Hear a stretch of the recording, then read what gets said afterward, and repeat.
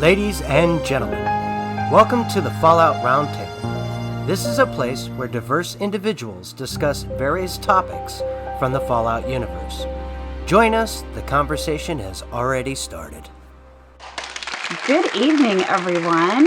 I am Sassy Lady, and I am here doing a little one-off interview with a special friend of mine. But first, let me get all the intro type stuff out of the way. So welcome to Fallout Roundtable, and you can find us on Twitter at FalloutRTB.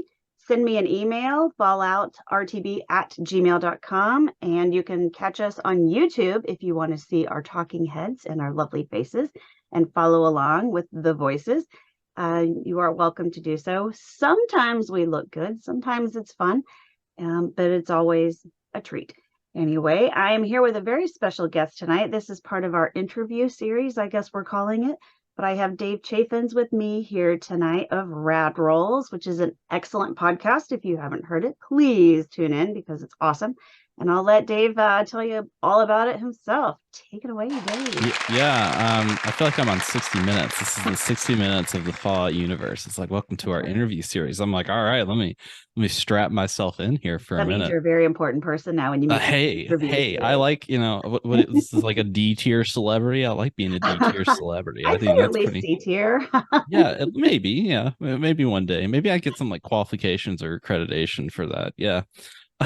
You should get something. Yeah, I should. Mine are a little like gold star or something. But yeah, I do Radrolls. I've done a lot of podcasts over the years. A lot of them centered around Bethesda games. Some that have been kind of here and there.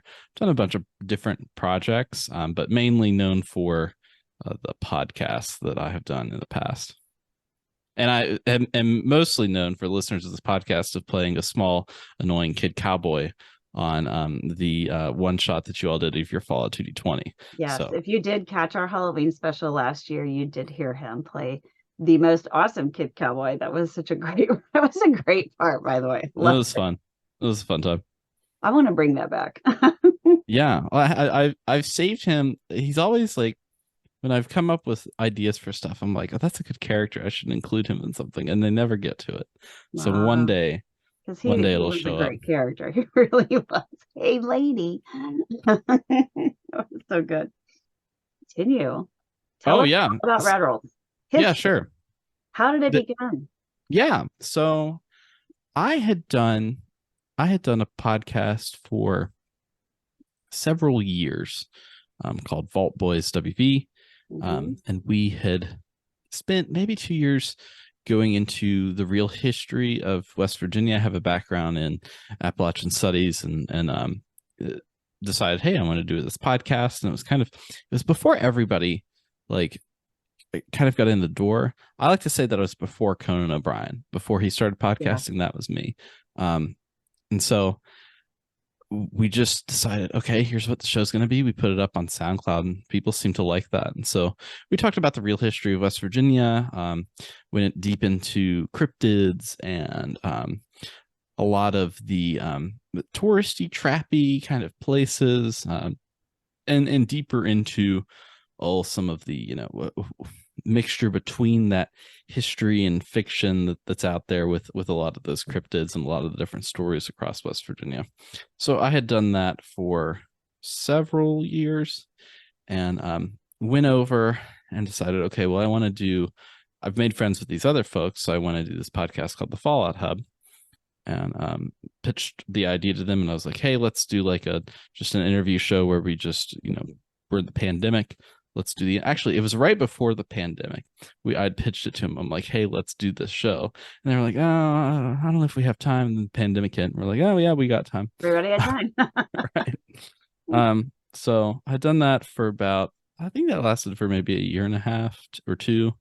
And then I was kind of thinking, oh, I want to do something different. I want to kind of flex my creative muscles. Cause oftentimes you sit like I have like 2 unfinished books, and like, what are you doing? You're just sitting at your computer, you're kind of like typing out stuff, you're kind of doing stuff, for yourself, and you're reading it back to yourself. And so it's like, well, I've always liked like improv comedy, like that kind of stuff. I'm not a trained person, though there is a trained person on our crew, which I found out recently. I was like, oh, that's why you're so great on the show. Which one? I want to know. I'll tell you, but I got into I've always liked that. I liked that in high school when I was like doing theater and different stuff. And so I decided I was like, well, I kind of want to do this, listen to like the Critical Role or the Adventure Zone or a lot of these like D&D podcasts where they're kind of like back and forth. And I'm like, okay, I want to find my niche of what that is. And so Modifius came out with a Fallout game. I'd kind of looked at it over the course. Like I've done some of the beta testing with it, and I was interested in running it. And so I just sent out a feeler and got people and said, hey, I want to GM this podcast. I have this idea. I want to do Fallout New Orleans, and that's always the game that I've wanted. So like, Yeah. let's try that and see. And I'd planned on, I was like, well, we'll do like 3 or 4 recordings and see what's good, and just like have an idea and see where it goes. And I've been doing it now for I guess almost 2 years of just coming up with stories and doing a lot of that stuff. So it's a we play Fallout 2D20, which is a game system that you all played last Halloween. That is a little different from like Dungeons and Dragons, where you're rolling a d20 for everything. So if you play in Baldur's Gate, it'll show you the little dice at the top and it'll roll it for you. But this one's actually based on 2 of those, and it's a connection of your special from Fallout and the skills like from Fallout 3 and 4, or not 4, be Fallout 3 in New Vegas. So we got together, we sat down, and we made our little show. It starts pretty slow because we're all kind of learning that game, but it ended up being something that not only I think is successful from like what I consider D-list celebrity tier successful. It's something that I legitimately, I'm like, I could do this for years. I could make this show for years because I love doing it so much. It's like gets in the right parts of my brain to like come up with a lot of stuff, and then to think on the fly of saying, okay, I've come up with all of these scenarios, but I'm gonna have to I know I'm gonna have to throw these out because they're gonna do something in the game live. Because your players are doing, they're altering your course, right, throwing out their own scenarios. So right, they're coming up with things that I like won't think of. And even if you make a puzzle for them or something, or if you do, okay, we want to have this, sometimes they're too obtuse to understand that, and so you've got to change what you have planned based on them not knowing stuff. So it's kind of like a give and take. There's like a little bit of prep work. There's not like, it's like you can over prep stuff, but you can never really under prep, I guess. Probably. Yeah. Yeah. It's kind of like working with kids and dogs though, right? I mean, you have a plan. Right. Sticking to the plan or getting them on board with the plan isn't always going to work. Right. And so of late, I've been doing, here, I'll show you one. I've been doing notes. I'll kind of hold them up. Oh, wow. I've been doing notes, and a number of different, all of our scenarios should fit on 2 pages. So I draw a small map, and then I'll add in just kind of ideas that I have. And none of these are like, oh, this is what happens at this room. It's like, here's the scenario for each room. So if you're a podcast listener at home, I'm holding up a pretty detailed, just like little hand-drawn map on a moleskin, and it's on 1 page, and the other page is just notes for all of the basic rooms. And so I go through, and for example, I'll go through and I write notes that aren't script. So I'm never writing like, oh, I can't do like the Matt Mercer. Like Matt Mercer is one of the most famous GMs, and he's for Critical Role, and he sets the stage, and he's like, and then in a flash, the mysterious mole man comes up from the floor, and his girdling teeth. Right, like I can't do that on the fly. So I have a lot of my notes in here just kind of written as, oh, like let's see, for the church crypt, there's Angel, Mary, and Jesus statue, and it's draped. Like I have to come up and be like, you enter the crypt and you see in the back corner there are several angels that are menacingly standing over, and then there's a statue of Jesus and he's got his arms out, but that's mysteriously draped over the side. Like you can kind of like write basic outline, and then once you look at the book and read it, you don't want to read it verbatim for me, and this is how I've always done it. You just kind of want to go off an outline, like because you want to build it in your mind. You want to be able to like describe what they're seeing in your mind, because they're going to ask you questions about stuff. They're like, is there anything that I can use to pick, is there a way to pick this lock on the sarcophagus? And you're like, oh well, you could just open the lid, because I don't imagine there being a lock on the sarcophagus, like that kind of stuff. Because I was going to say, you do a really great job of like, because I listen to these podcasts in the car usually, and I can, my magic, I can see what you're spelling out for them. I can see the places, the locales. Like when you guys were in that mansion and you were like, all these doors and all these keys that go to all these different doors. And it was just like, oh my gosh. And it was, I can see all of that, especially the weird, that crazy alcohol that they were brewing or something.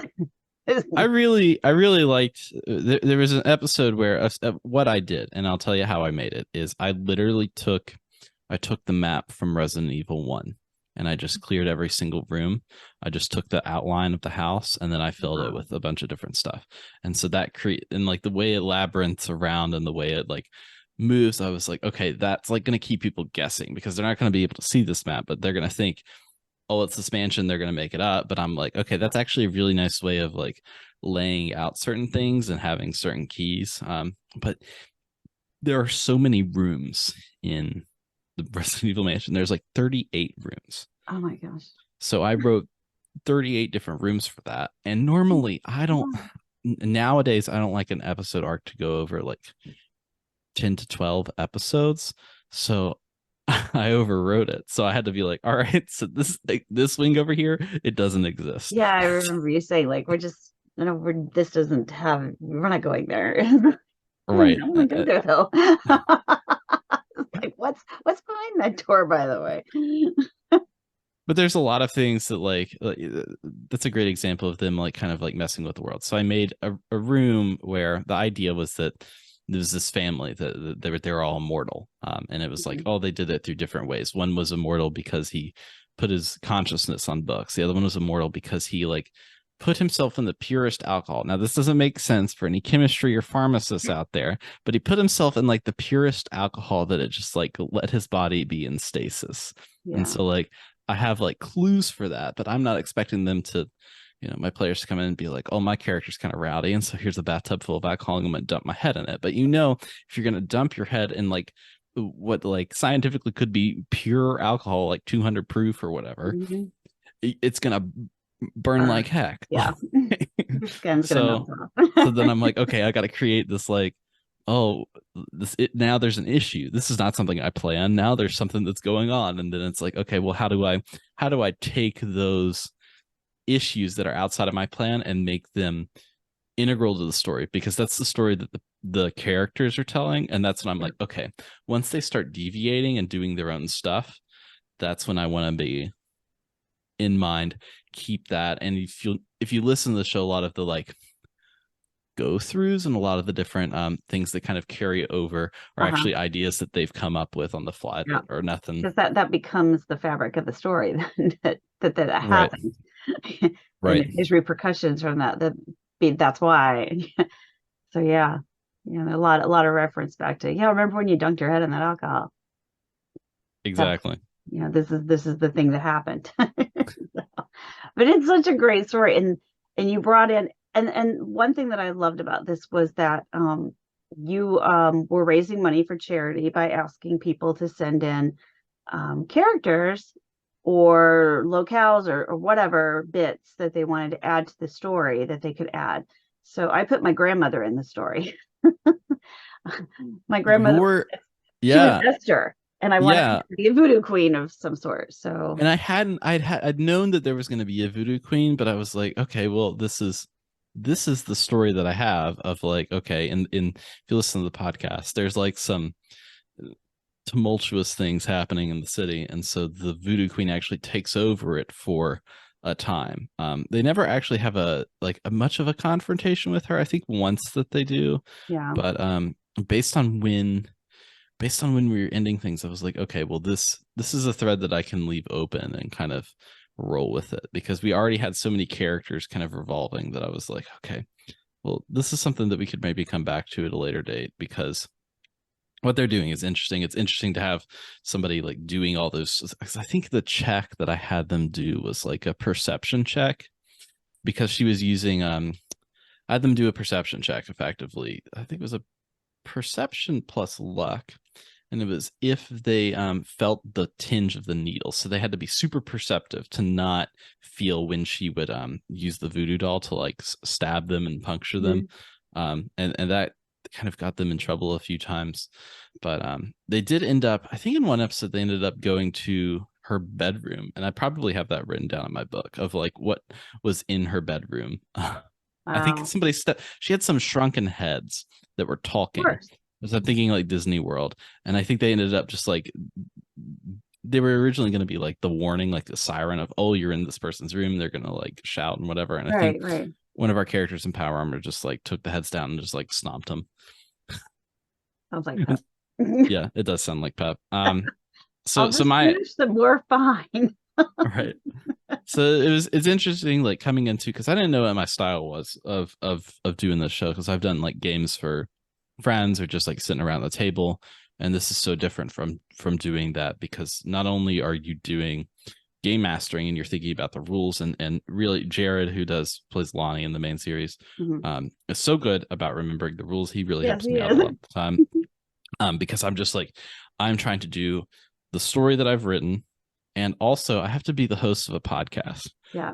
And that's like because like what you want when you're doing a podcast is you want people talking, like you want like a conversation, you want that banner, and when that's happening, that's good, because that's what people listen to. That's the Right. a whole genre of podcast is just people talking, but when it's in the concept of this game, it's great. But I don't know if I want people to choose scenery that much when I'm sitting at a table drinking a beer, doing whatever, with my friends, and we're just all chatting around. Whereas, you can spend debating the question of immortality for several episodes. Exactly. Yeah. And I've played those games before where like half the time you're playing the game and half the time you're just hanging with your buddies or whatever. Right. Really like, that's not good podcasting. So you got to like try and keep it on the rails, and yeah, there's too much to do at one time. So it's good that you have a little help there. Yeah, Jared really helps me out with a lot of the rules, and he's quick about noticing stuff. And really they all help me out with various things. Mike really, he's got that math brain too. I mean, he's got like all those stats down, and he's just like quick with the math. He's like got that crazy math brain that I can only dream about having, because I'm not a math brain. Yeah, I think our cast is Jared, and he plays Lonnie, and he is, as you said, math brain. Mike plays Pep, and Pep's character is very much like it's the kind of character that I love to play. Is somebody that is like there to cause chaos. Like I am there to completely turn around what's happening, but it's always more entertaining when that happens. And so like I know I can count on him for that. I when think he fell on a guy and killed him. Oh well. Right, like that kind of chaos. Right, and so that instance was I created I had them do like a small heist. They had to steal I think it was the leader of New Orleans or something, heads like on a float in there, and they had to like basic heist, you figure it out. And so I was just describing like a warehouse, and they were like, okay, there's a back door, we can go in, we can hack the terminal. Oh, there's an open window in the second floor, we can kind of like toss somebody up there. And then Pep was like, I'm gonna go cause a distraction. They're like, okay, for what? Just because I can. Just because I feel like it. And ended up like doing a series of really bad rolls, and killed a guy in the game just by like accidentally trying to fall over or something like that. But then that became a thing. Then his character was like wanted. It's like there's been a murder that's happened. So the people were like, oh, you're that guy that killed the The guards, yeah, it's been, you're wanted everywhere. Doesn't he have like a death count going now or something? Something like that. There's something like that. But Mike is really good about pushing those stories. May's character and Hazel, she is really good about like analyzing the situation and like coming up with ideas and sitting down and like planning out for a lot of the group. I think that's like, I mean, that's where most of the content is for the show. Yeah. And Cody is pretty good at solving the puzzles. Any Yeah. puzzle that I laid out, he's pretty logical in his thinking. And he can really, I think it's that PhD that I had that. I think it's that He is PhD very he has. logical. Right. He is very logical, very much like these are the facts. Right. So with all of them, I mean, it's really diverse thought group. Mhm. So it always makes for a really good show. And my personality of how like I am pretty all over the place. Like I am like I have a lot of energy when I come to different stuff, and so I'm like, okay, well, I need to be able to contain that so that I can do all the stuff that I'm trying to do. And so I've always been like, okay, well, what's like the core of Fallout and what am I good at? It's like, okay, well, I'm good at comedy, but I'm also good at like when things go bad, like it's gory. Like I'll sit and describe like the bones breaking or like this like a horrid scene, like they accidentally kill a person. I'm like, well, you follow them and you feel all of their bones breaking their body and their blood gushes like that, like describing this in detail, these like horrid things that happen. I'm like, okay, well, I had taken, that's my take on, I guess, what Fallout storytelling is, but I think some of that's just like, no, I want that to be the repercussion is now they have to hear me talk about some like gruesome How thing in awful detail that's happening to them. Yeah. All this terribleness that's going on. Wow. Let's take a super quick break, and then we'll come back and we'll talk more about some of your favorites. Ever wanted to be a content creator but had no clue where to begin? Come join me as I sit down with content creators that have already faced the challenges you're up against, as they discuss the tips and tricks that help them be successful. Here on The Content Creator's Guide, available wherever podcasts can be found. All right, we're back with this episode with Dave Chaffins, doing an interview about Radrolls and some of his other projects. How about, let's talk about, I know you've done more the Fallout based, like that's been your main thing, is like the Fallout based story with Radrolls in New Orleans. And you've done a couple other things just kind of for fun, I guess. Yeah, I wanted to do and try some different stuff because like I had been doing this, like I didn't have any plans when I started this of like, oh, here's like a whole, oh, I have a 2-year plan for this. No, I had like a 1-month plan for this. So I'm kind of like going and I wrote out this whole story of how I wanted the New Orleans stuff to go, and it is not how it went. It's like I had done so much prep work, it just like it didn't make any sense. Nobody got to, I mean, we just didn't have time to get to all the stuff, but we spent so much time there. I'm like, why did I write so much stuff? Well, you even did another character. You did another arc with your clones. Right. And that's just from, and that was just like quick thinking of like, okay, I pitched the idea to Jared because I was like, hey, I'm having a kid, so I need I want to do episodes, like I want to put out an episode every week, so here's just this idea for these clone characters. But it came to a point where I was like, okay, I have a lot of these ideas, I don't know if I'm going to fit them in there, but I want to do some stuff in like a fantasy situation. When I came up with it, I was like, well, we'll do something that's kind of lightly Elder Scrolls, and just as a way to be in the brand and do different stuff. And so we did 2 different game systems. One of them was Old School Essentials, which is pretty much just like first edition D&D. It's pretty bare bones, and that was all about like Sheogorath had come up on an inn and essentially multiplied it. And so it was like inns, and like the idea was like every D&D game starts in an inn. What if there was a game where it was just every kind of inn, and it was a dungeon where it was like inns for days? God. And so that was one of the ideas that I had. I was like, that would be like kind of referential to how, oh, you started an inn and a barkeep, and there's this other mysterious person in the corner. There's always a mysterious person in the corner.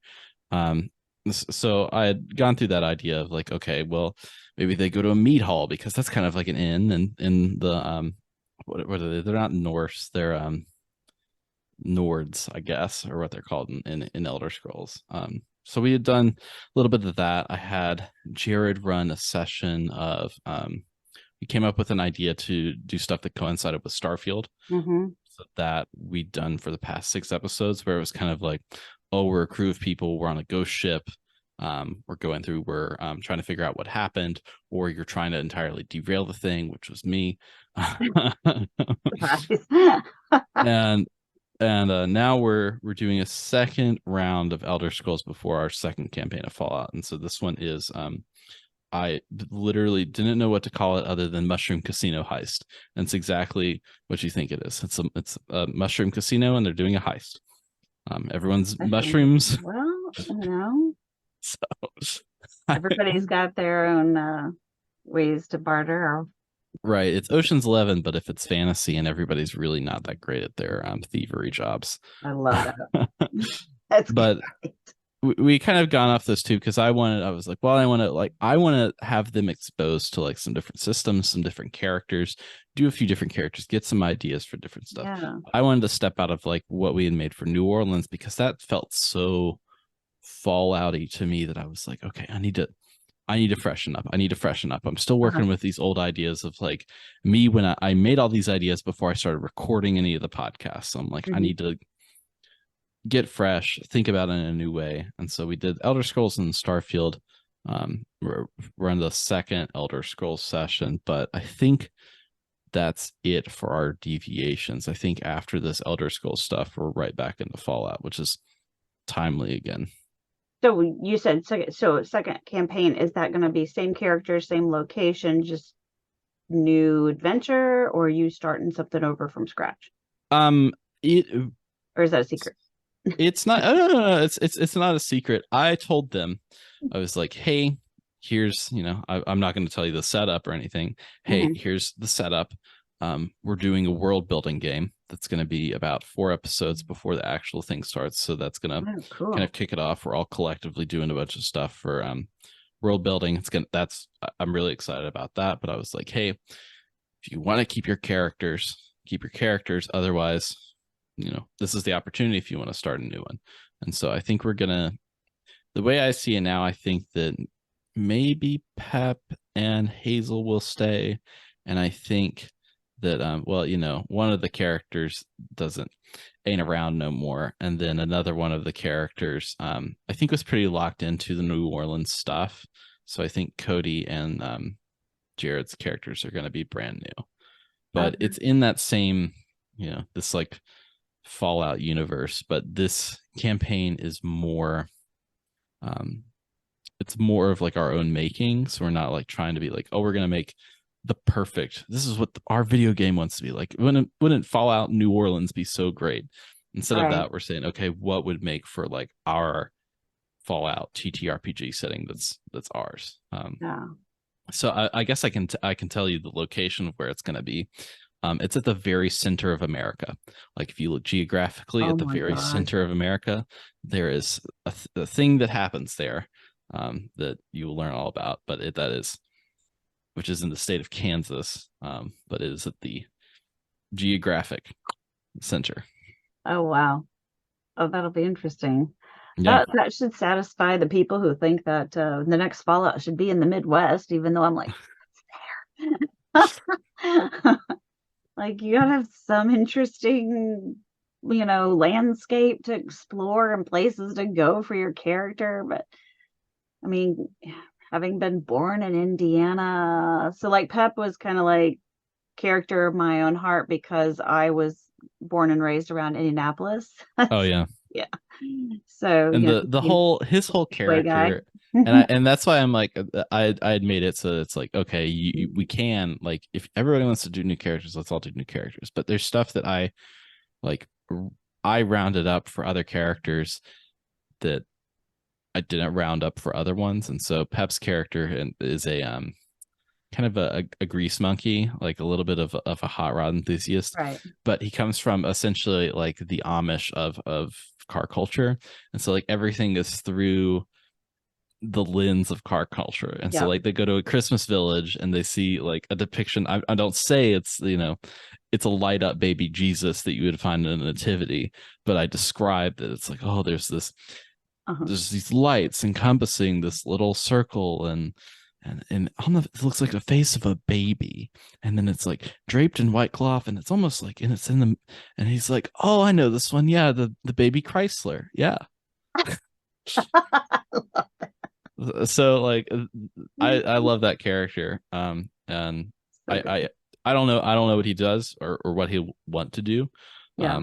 but his characters are always really fun. Always come up with some wacky stuff. I think in the Starfield one he played a retired sports ball player, and then Yeah. he ended up having like some mishap where he illegally marketed ox milk as like a facial drug, and then it got in a bunch of legal, like, this is just like all of his own making of just like stuff he's at, and he's not even like, oh, my character is blah blah blah. This is just all stuff he's coming up with on the fly. Oh my gosh. Coming through a lot of that stuff. So Well, I knew he was doing the retired sports ball guy that nobody remembered right. and used to be famous, whatever.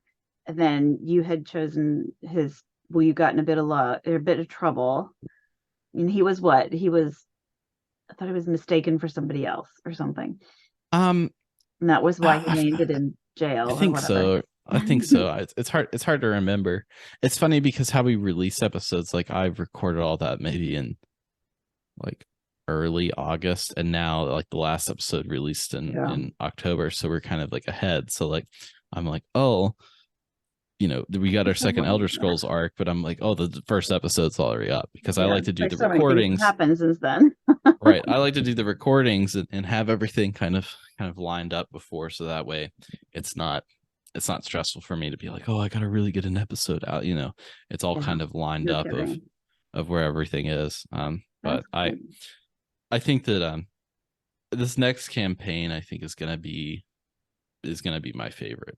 The way the setup is, we're playing a game called The Quiet Year. I don't know if you're familiar with that. So it's a world building game. There's a lot of discussion, but there's this community, and what it's going to be is the time from when the bombs dropped to a year later after that, and something is going to happen. So it's about the world building game is going to be about that community that exists within there. So it's before our characters will get there. But it's a lot of like discussion questions, that kind of stuff of like, oh, what's an abundance in this community? What's a like in scarcity in this community? How are they solving these problems? And it's on the players to kind of make the decision. So it's not like oh, we all collectively decide that we're going to do this. It's like, no, this person is making this particular issue a thing and are telling that story. So they're going to have a little bit more hand in the world building, and that means that you all are going to, like, people that listen are going to be able to hear more of that. And I think it's going to be pretty unique to what a Fallout setting is. Not trying to oversell it here or be like, it's the greatest thing since sliced bread or what have you. No, it does sound really cool because it sounds very different than anything Yep. that we've heard. So yeah, it sounds pretty fun. Looking forward to that. Yeah. So let's to close out, I guess, let's talk about some of your favorite episodes or your favorite things that have happened in your stories. My favorite things that have happened. Sometimes I make a character, and it is from, I have a repertoire of just like characters that I come up with that I just love. And one of them is oh gosh, what was his name? Oh yeah, Snick. Snick. Yeah, this guy is if you haven't listened, this guy's a guy that trained a bunch of I'm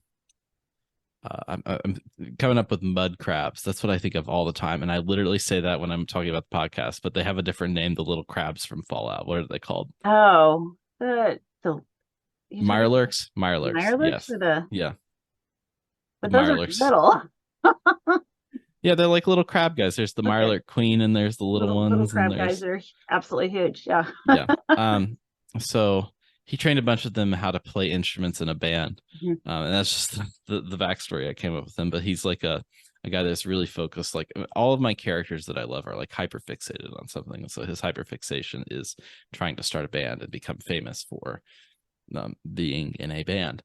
I played in a band for 4 years before I did the show. And so I'm like, okay, I've met so many people that are super like, oh, we're gonna go out there, we're gonna do this, like super have that like positive energy about them. And generally, if you come over, if you communicate a character that's like overly positive, people are gonna have a pretty negative reaction to it, which is the point.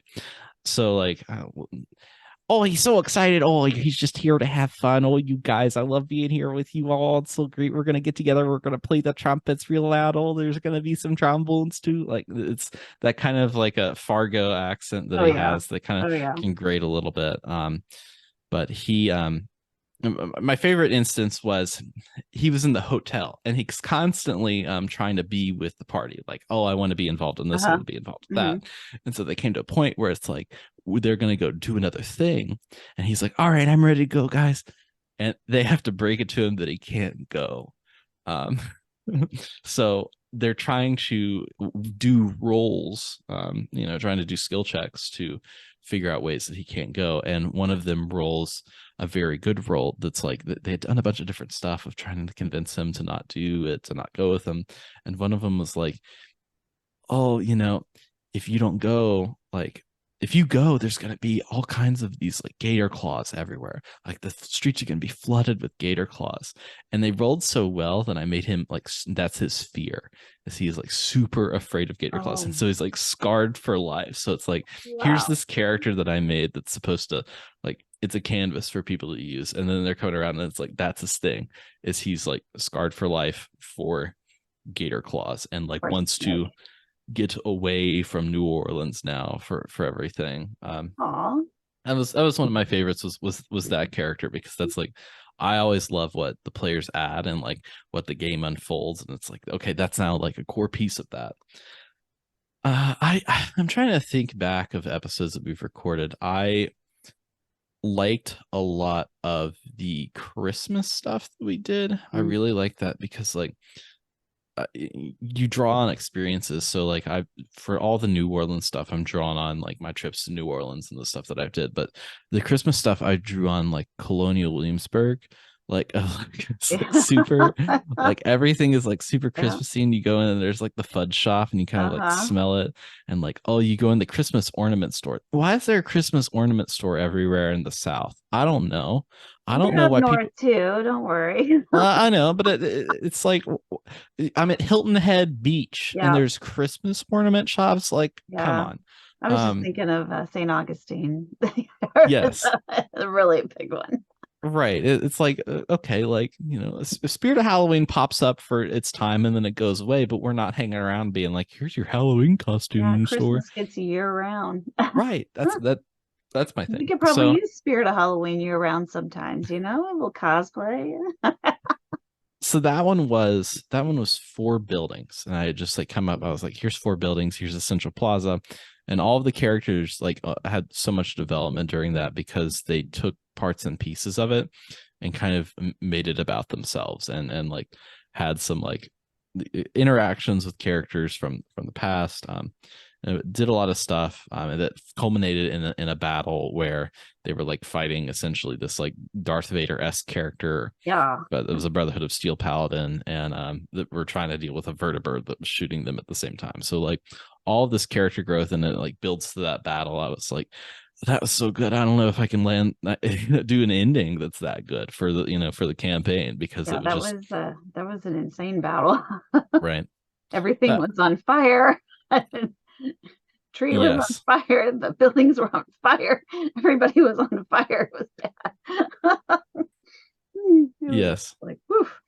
It's mainly just like the characters and the stuff. And if I can push somebody's button, and I can get people talking, or I can make them feel a certain way, I want to make them feel like they're enjoying themselves, personally. But if I can make their characters like react to something or do something, like I'm constantly, pushing on Lonnie's character from like figures of authority because he has a problem with like, oh, is he coming into his own? So like all of the characters that interact with him are kind of authoritative. The people that talk with May's character, Hazel, they are pretty obtusely evil because it plays a pretty good character overall that has some past and some different stuff, but all of that, like when I put up kind of a reflection of themselves in front of them, they always do better. So I enjoy doing that, and having those characters, especially for those arcs. Yeah, those you've done a really good job with that. I mean, I remember when Lonnie found out who his father was and the trauma that came with that, and the trauma that he dealt with like the entire way through. I mean, I think he's still pretty traumatized by that. Right. And here's the thing, even though he found out technically who his father was, I know who his father is. He doesn't still, because it's clones of this guy. And True. so like True. there's a guy that he thinks is his father. And so it's like, that whole, this character was an orphan. So like he has a bunch of pain. And so like I let them, one of my favorite moments and probably the most like upset that I've ever seen them do is I let them kill the bad guy pretty early. Mm-hmm. Like they go through this dungeon of like, it's a hitman mission. That's what I designed it after, was hitman. So like at this time they're going to be there, but if you figure out more information, you're going to find them earlier in the day. So at this time they're going to be there with all their posse, all their guards. You're going to have a huge fight in your hands, but if you can go through and you can find them earlier in the night, you're going to be able to assassinate them. So they go through, they find the best details and they find the best things, and they find him alone in a bar with like maybe like 3 other members of Caesar's Legion, and then they have like a frag mine, and I just, this is the big bad, this is the person I've been dealing with, and they didn't believe me. They killed him. Yeah. They're like, he's not dead, and I'm like, Like he yeah, can't be dead, right? That's yeah. almost I'm too like, easy. yeah, you killed him, and Jared was like, No. this isn't very satisfying. I'm like, yeah, that's the point. Vengeance is not satisfying. Yeah. that's Yeah. that's the point. Like if you're That's going after this, from your character's perspective, like mhm. it's like the dog that caught the mail truck. Yeah. Was that whole like vengeance arc ended like that. Now there's some we get a little spicy because it's a man that cloned himself 7 or more times, so Right. there's other stuff that happens, but having them have that moment I thought was pretty cool. And then turning back around towards the end and having some reveals is always fun. Yeah. Yeah, that was really crazy. Like how many times and then all the crazy stuff that was going on in the swamp. I thought it was cool that you brought up like Baba Yaga's house, and Mm-hmm. that all that was just really neat. All of that, I had originally done a random encounter table that was like, oh, because I had thought about more, oh, they're going to be traversing through different things, and I didn't think of it, like I didn't think of how they would actually do it, which was really like incongruous with Final Fantasy VII.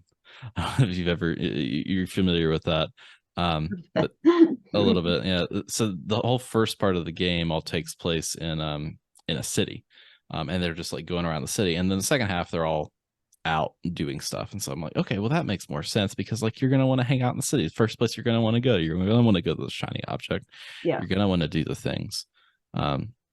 So all of those random encounters I had planned where they were going to be trotting between all these different places. I was like, well, why don't I just make it a dungeon out of that, or just like an area? So all of that was like, how do I connect like ritual sacrifice man, or man that dressed up like a spider? All of these things are real, by the way. The man that dressed up as a spider that lived in the cave, there was like a legit like Spider-Man fake cryptid in New Orleans for a while. Wow. A lot of the Sasquatch with the bees, that's a thing in New Orleans. Like it was going to be a bunch of like cryptid stuff, because that's all stuff that I was interested in. So it all came together in one thing. So that was one of the places they went. they didn't go to this particular building, and that's where the kid cowboy was. So Oh, now we'll never you know. couldn't make them get there. I couldn't make them get there. No, some doors it's like we don't need to open that. We're good. There's a thing there. They don't need to. You don't need to go through every quest and do everything. You need a second playthrough, and then you can do that. That's true. No, they must not play like I do. I don't leave an area until every freaking thing is searched. I mean, no, that's not how I play either, but it irritates me. This is just my own personal mantra. This is like in a conference with myself. Like, you don't need to pick that up. You don't need to get like all this lead. You don't need that. But yet I do.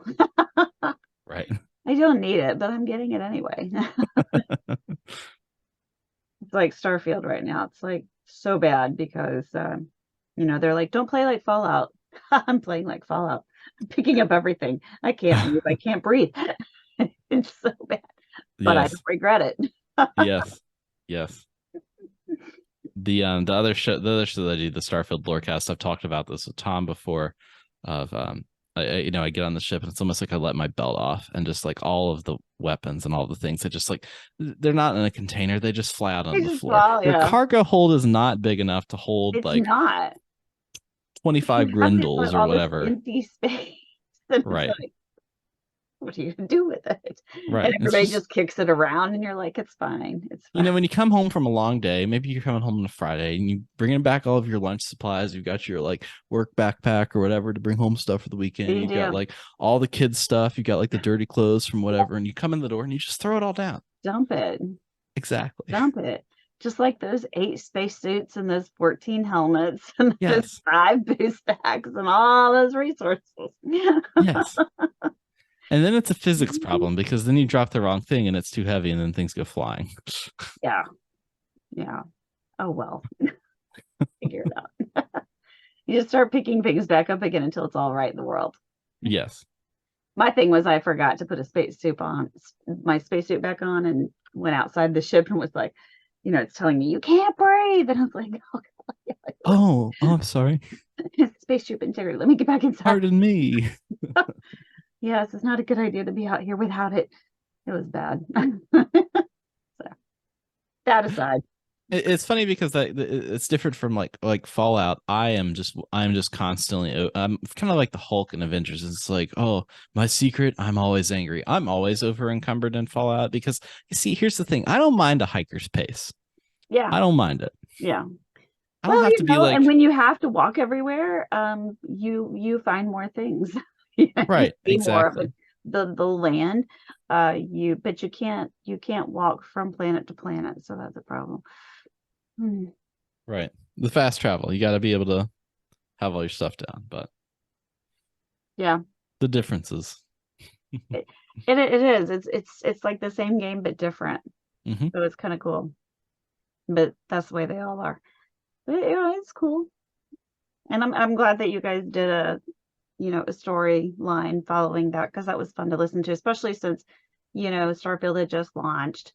So it was kind of fun to listen to that, while everybody was still hyped about, oh my gosh, we just got it, And we were coming to the end of the Fallout stuff, and I was like, yeah, we've got time for this, and this is something that I talked to Jared about. Jared was the GM for that one, did a great job. I was like, this will be good, and he did I practiced with him. He did a Breath of the Wild where he or was it Breath of the Wild or whatever the new Zelda game is. He did that, but had that same system, and so it was like a month before we recorded all this, I was playing that same system, but it was in like Zelda Fantasyland, and I was a Zora doing some like wacky stuff. So it's fun to come over and it's like, oh, now I'm a robot with magnesis, and I'm anti-authoritarian or whatever.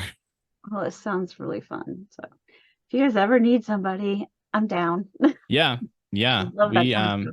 We just brought in we brought in May's partner in for the game. That ended up being pretty easy to line up schedules because he's always available. Oh wow. when we're recording.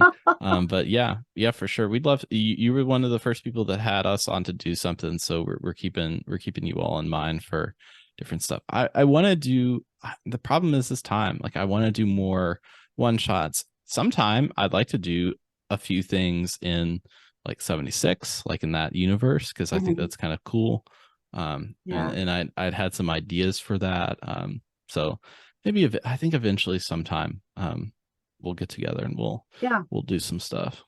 Sounds great. Yeah, I know Eric and I talk about it once in a while, like, we'd like to do another episode on our show, but we've got some that are like, no, because like one person said, oh, don't turn your podcast into this. And it was like, we did one thing. Yeah.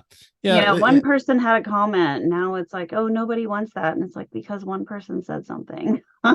Yeah. And it's, you get a lot of different feedback on and stuff over the years of like, oh, I've gotten bad feedback on stuff, and you can't let that get to you. But like, you should just everybody. Yeah, and for your hobbies, and this is just a general advice, like you should enjoy that. Like you should enjoy your hobby. Like, like you should. I'm not in this to make. I don't make any money doing this. Financially, I'm like, well, I've got my real job that pays me pretty well, but I just do this for fun, and it's something that I've always enjoyed doing. And Radrolls has been the kind of like epitome of that. Of like, I love every piece of this. I love doing all the creation for it. I love doing all of the like actual playing of the game.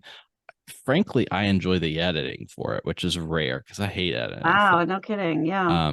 And it feels like that we're coming together and putting on this unique piece of media where we're doing all the actual play stuff. So I've really like that as a hobby. So if you're enjoying something, you want to try something different, you want to try some different stuff, like don't let anybody get you down, or don't let anybody give you some weird feedback about stuff, because everybody's got to try something different a little while. Heck, we're doing Elder Scroll stuff and Fallout's in our name. I'm sure somebody's mad about that somewhere.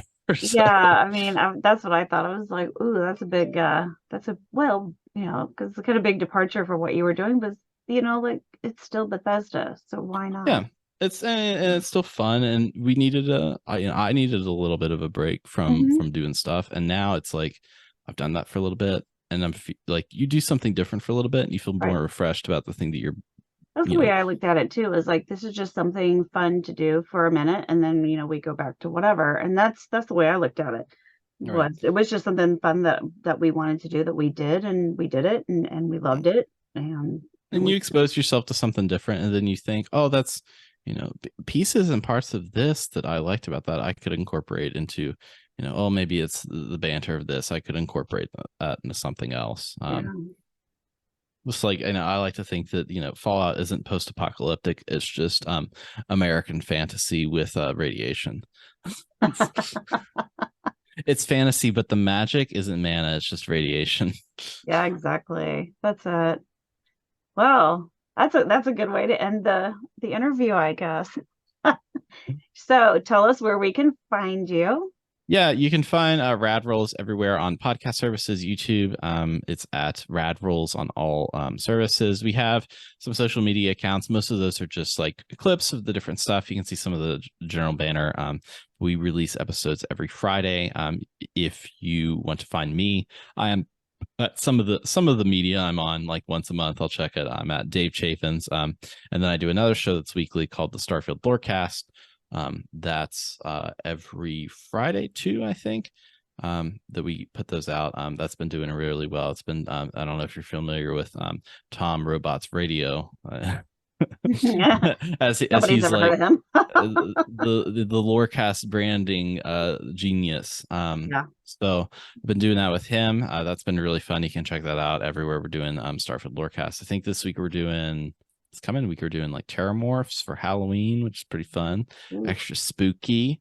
So nasty. Those are my projects I've got going on, and I'm not going to do any more projects. And I've made that promise to myself that these are the two things I'm doing, because I don't want to spread myself thin again. I have a feeling you're going to fight real hard to keep that promise. I know. Well, it's been really fun talking to you, and I'm sure we'll be talking again, because it's always a joy to talk to you. We will be. All right. Well, that's enough of that interview, I guess. You can find us at Fallout RTB on Twitter. You can email us falloutrtb@gmail.com. Think about that for a second. It's getting late. or look for us on YouTube. You can find us on all the things podcast related, and we'll be back with you sometime soon with regular programming. All right, everybody say good night. This podcast is part of the Robots Radio Rocket Club, a program designed to help all podcasts reach their full potential. For information about joining the Robots Radio Rocket Club, check out robotsradio.net.